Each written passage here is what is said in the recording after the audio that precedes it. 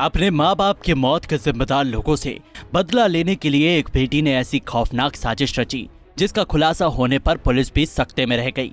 दरअसल नाम पायल की लड़की ने अपने प्रेमी के साथ मिलकर हेमा नाम की एक लड़की की हत्या कर दी और हेमा को पायल साबित करने के लिए उसको अपने कपड़े पहनाए और एक सुसाइड नोट लिखकर मौके से फरार हो गई।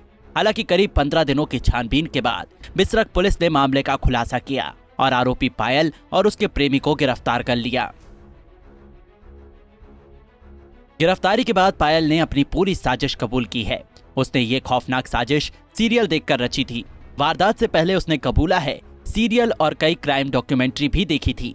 बता दें कि जुलाई 2021 में पायल के माता पिता ने आत्महत्या की थी, जिसके मौत का जिम्मेदार पायल अपने भाई के रिश्तेदारों को मानती थी और उनकी हत्या करने के लिए जुलाई 2021 में प्लानिंग कर रही थी।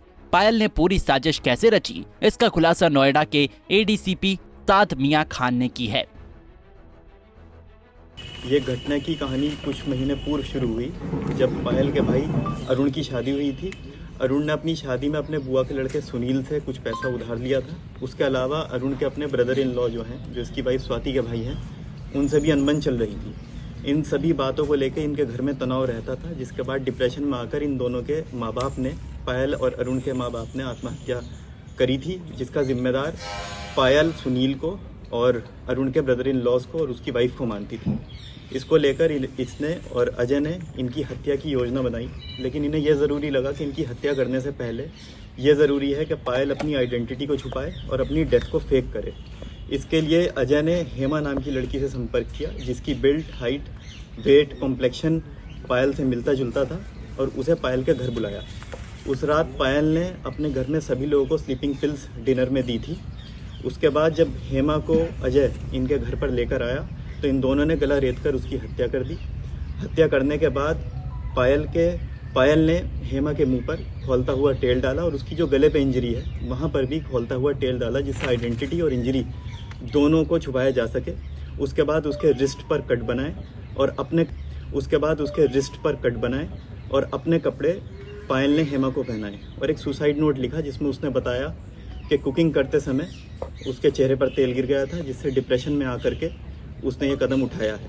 अगले दिन हेमा की बॉडी को पायल का मानते हुए घर वालों ने उसका अंतिम संस्कार कर दिया।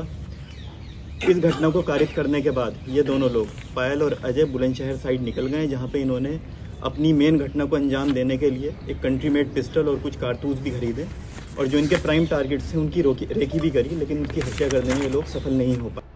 पुलिस ने मामले का खुलासा तब किया जब हेमा के परिजनों ने पुलिस थाने में हेमा की गुमशुदगी की रिपोर्ट दर्ज कराई थी, जिसकी छानबीन करते हुए पुलिस सर्विलांस की मदद पायल और उसके प्रेमी को पकड़ने में कामयाब हो गई।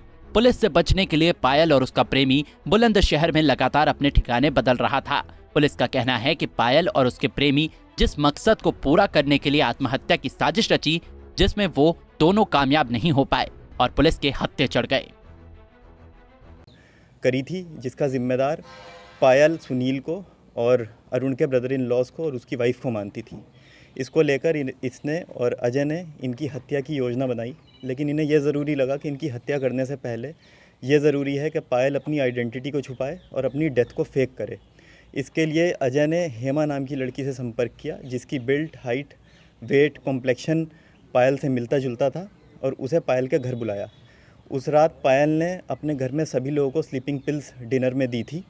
उसके बाद जब हेमा को अजय इनके घर पर लेकर आया तो इन दोनों ने गला रेतकर उसकी हत्या कर दी। हत्या करने के बाद पायल ने हेमा के मुंह पर खोलता हुआ तेल डाला और उसकी जो गले पे इंजरी है वहाँ पर भी खोलता हुआ तेल डाला, जिससे आइडेंटिटी और इंजरी दोनों को छुपाया जा सके। उसके बाद उसके रिस्ट पर कट बनाए और अपने कपड़े पायल ने हेमा को पहनाए और एक सुसाइड नोट लिखा, जिसमें उसने बताया कि कुकिंग करते समय उसके चेहरे पर तेल गिर गया था, जिससे डिप्रेशन में आकर के उसने ये कदम उठाया है। पुलिस ने पायल और उसके प्रेमी के कब्जे से एक चाकू, एक अवैध तमंचा, 8 जिंदा कारतूस के अलावा मृतक हेमा के 2 मोबाइल फोन, वारदात में इस्तेमाल बाइक, मृतिका की घड़ी, बैग और कपड़े बरामद किए हैं। बहरहाल पुलिस अब आगे की कार्रवाई में जुटी है। कहते हैं ना कि अपराधी चाहे कितना भी शातिर क्यों ना हो, अपराध करने के बाद बच नहीं सकता। एक न एक दिन अपराध करने वाला पकड़ा ही जाता है, क्योंकि कानून के हाथ लंबे होते हैं। पंजाब केसरी टीवी के लिए नोएडा से गौरव की रिपोर्ट। हमसे जुड़े रहने के लिए हमारे YouTube चैनल को सब्सक्राइब करें और नई वीडियो की नोटिफिकेशन के लिए बेल आइकॉन को दबाएं। अगर आप ये वीडियो Facebook पर देख रहे हैं तो लाइक जरूर करें और ज्यादा से ज्यादा शेयर करें। धन्यवाद।